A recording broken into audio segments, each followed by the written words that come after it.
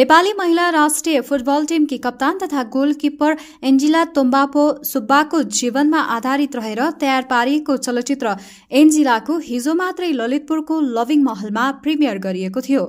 चलचित्र हेर्न पुगेका अधिकांश फिल्मकर्मी र खेल क्षेत्रका विभिन्न व्यक्तिहरूले यो फिल्मको तारिफ गरेका छन्।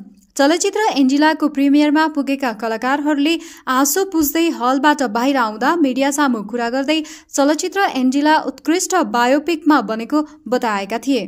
चलचित्रले प्रिमियरमा उत्कृष्ट प्रतिक्रिया पाएपछि चलचित्रका निर्देशक मिलन चाम्स पनि भावुक देखिएका थिए। उनले एन्जिलाले भोगेको कथालाई नै पर्दामा देखाउन खोजेको बताएका छन्।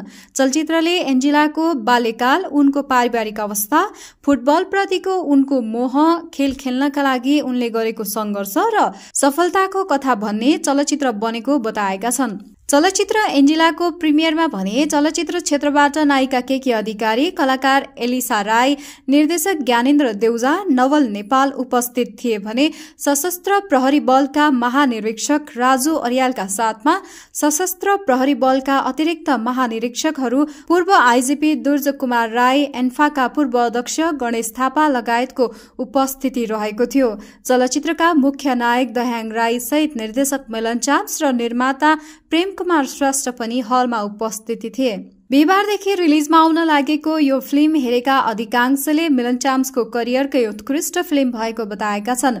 फिल्मले एक चेलीको संघर्ष र सफलताको कथा प्रस्तुत गरेको भन्दै सबैका लागि प्रेरणा बन्ने अधिकांशले प्रतिक्रिया दिएका थिए।